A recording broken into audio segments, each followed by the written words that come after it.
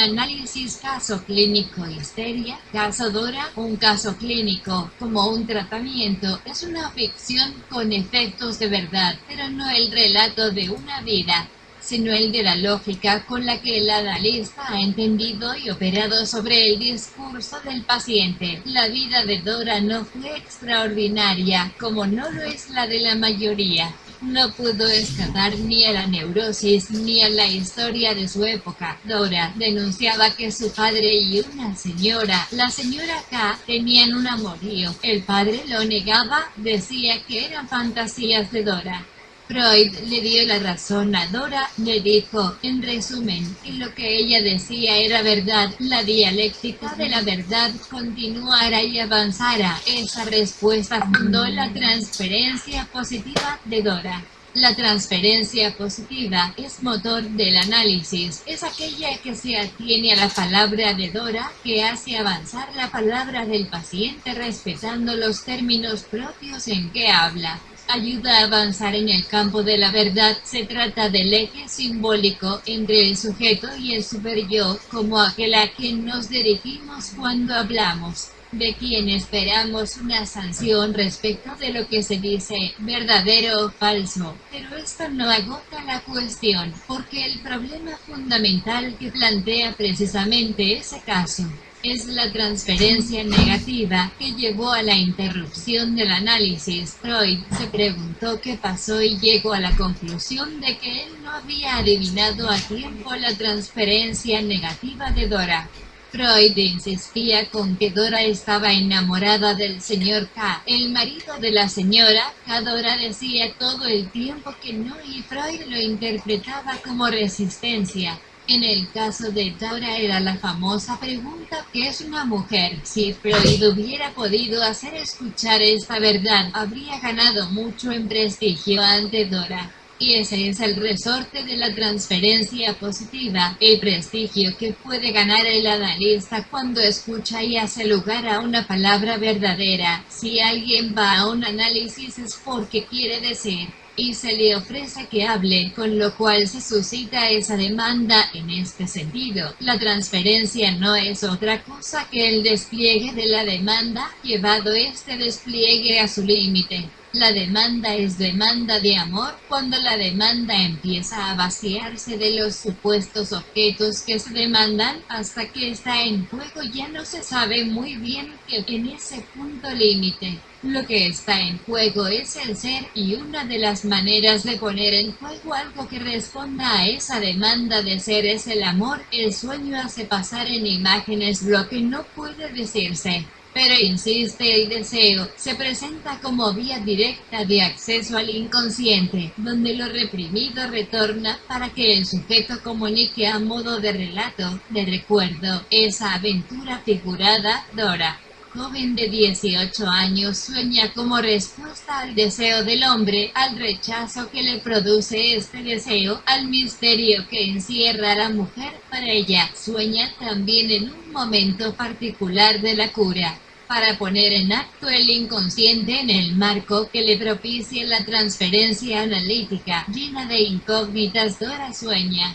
Luego de una escena de seducción quedará con su deseo insatisfecho, que es su modo de desear. Responderá atrapada en sus síntomas y fantasmas. Dedicará su tiempo a denunciar el lazo que une a un señor de fortuna, su padre, con una dama que no es su mujer, señora K, pero que a la hora de los favores sexuales se muestra más complaciente que su madre. Los sueños de Dora muestran la aventura que sufren los lazos libidinales en la histeria. La forma de amar que esta estructura encuentra, donde los personajes tienen un lugar destinado a modo de estructura y su salida del circuito provoca la crisis. Momento privilegiado de la demanda de amor al padre, reivindicación del afecto que le ha sido arrebatado. Como resto diurno tenemos una disputa entre sus padres. La madre quiere cerrar el comedor y su padre no quiere que su hermano quede así encerrado, ya que por la noche podría pasar algo que obligase a salir. Freud establece así el texto del sueño. El sueño, realización del deseo sexual e incestuoso por definición en su repetición 3 noches seguidas luego de la escena de seducción. Lleva a Freud a sostener que Dora coloca al padre como salvador del peligro actual, declaración del Sr. K, y que la imagen onírica tiene que haber tomado su material de un deseo más antiguo. El alajero, elemento fundamental, de modo simbólico hace pasar el punto de satisfacción subjetiva, sea por la competencia con su madre que rechazó un año antes del sueño una alhaja, obsequio de su padre que con gusto la niña hubiera aceptado, sea por el costoso alajero obsequio del señor K. Freud concluye, corresponde retribuir el obsequio.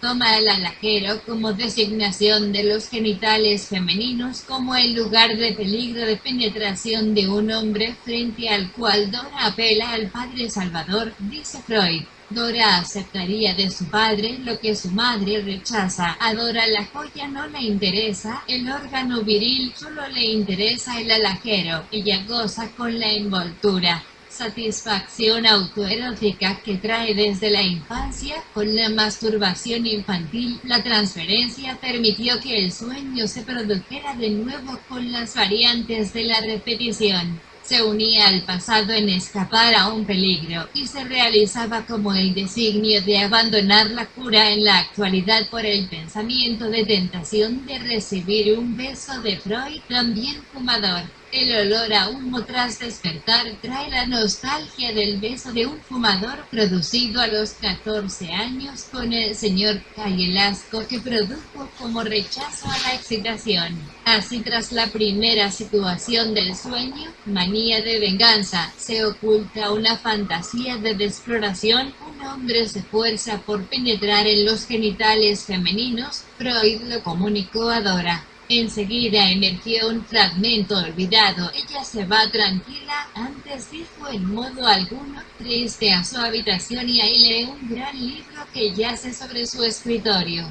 Cómo se llega del sueño al síntoma. Tras la apendicitis había tenido dificultades para caminar, arrastraba el pie derecho, secuela insólita. Ella se había procurado una enfermedad sobre la que había leído y se había castigado por una lectura que en verdad encubría una lectura más culpable, que se ocultaba en el recuerdo tras el artículo inocente. Es típico de síntomas que en apariencia no tienen que ver con lo sexual. Freud hace surgir la respuesta al enigma de arrastrar el pie. El segundo sueño dio fin al análisis, llenó lagunas de la memoria y confirmó como histérico el síntoma de la apendicitis. El sueño se produjo luego de una noche donde se brindó por la buena salud del padre. Dora se preocupa por ello. ¿Quién puede saber cuántos años le quedan? Así se llega al contenido de la carta que aparece en el sueño. El padre ha muerto. Ella se fue arbitrariamente de la casa.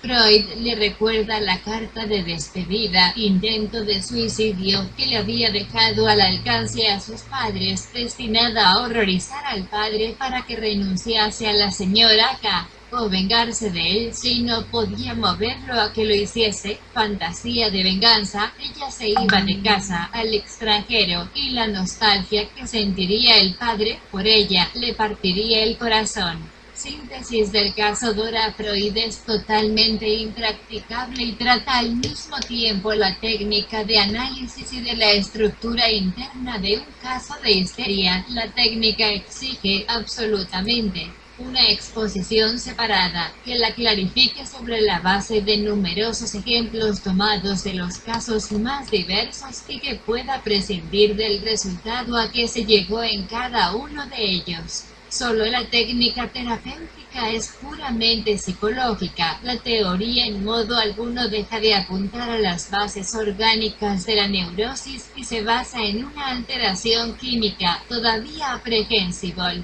La teoría la sustituye provisionalmente por la función orgánica. Freud, dentro de la exposición de este caso, quiso demostrar dos cosas. En primer lugar, la interpretación de los sueños. y el modo en que este arte puede aplicarse al descubrimiento de lo escondido y lo reprimido en el interior de la vida anímica. Además, a raíz del análisis de los dos sueños de Dora, se tomó en consideración la técnica de la interpretación de sueños parecida a la técnica psicoanalítica. En segundo lugar, se interesó por una serie de cosas que la ciencia sigue ignorando totalmente. Es que solo la aplicación de este procedimiento específico y que permite descubrirlas. Nadie pudo tener una vislumbre certera acerca de la complicación de los procesos psíquicos en el caso de la histeria, de la sucesión de las más diversas emociones, del vínculo recíproco de los opuestos, de las represiones y desplazamientos, etc. Un factor inherente al caso mismo impidió que la cura concluyese con la mejoría que, en otras ocasiones, la mejoría admitida por el enfermo y sus parientes y que se aproxima más o menos a una curación completa. Se alcanza ese feliz resultado cuando los fenómenos patológicos son sustentados únicamente por el conflicto interior entre las emociones tocantes a la sexualidad. En estos casos, se ve mejorar el estado de los enfermos en la medida en que, traduciendo el material patógeno en un material normal, se ha contribuido a que solucionen sus problemas psíquicos. Otro es el desarrollo cuando los síntomas se han puesto al servicio de motivos vitales externos, como le había ocurrido a Dora desde los últimos 2 años. Uno se sorprende y puede con facilidad errar el camino al enterarse de que el estado de los enfermos no da señales de cambiar ni aun cuando el trabajo ha proseguido largamente. En realidad,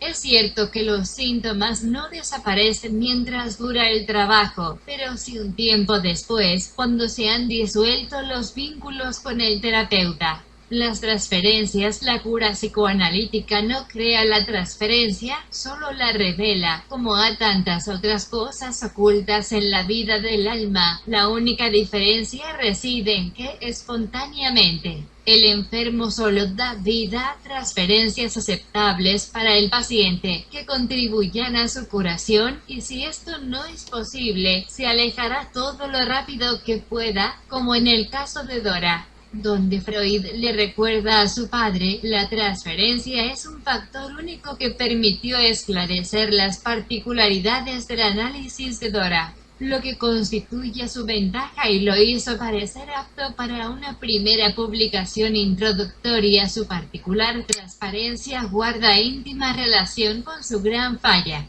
la que llevó a la ruptura prematura. Después de varios años, Dora se casa con el joven al que insinuaba las ocurrencias que tuvo al comienzo del análisis del segundo sueño. Si el primer sueño dibujaba el apartamento del hombre amado y el refugio en el padre, o sea, la huida de la vida hacia la enfermedad, en el segundo sueño anunciaba que se separaría del padre y se recuperaría para la vida.